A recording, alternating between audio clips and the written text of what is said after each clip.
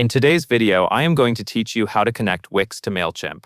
To begin, log into your Wix dashboard and choose the website you want to connect to Mailchimp. Make sure you are opening the correct site, especially if you manage more than one website in your Wix account. Starting from the right dashboard will help you avoid connecting the integration to the wrong project. Once you are inside the correct Wix dashboard, move to the left-hand sidebar menu. Hover over Apps and then click App Market.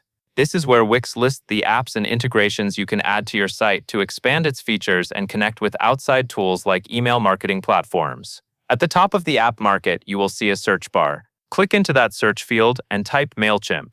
As the results load, look for the official app called Mailchimp by Intuit Mailchimp.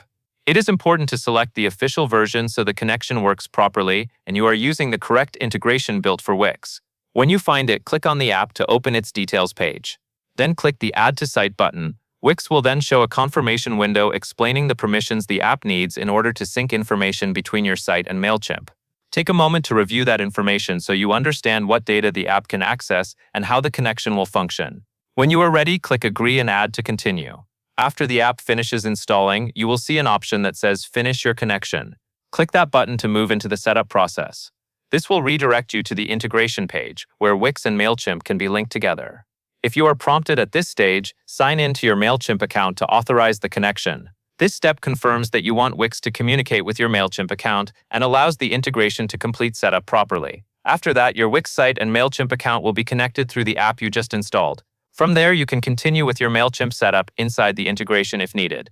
That covers everything you need to know.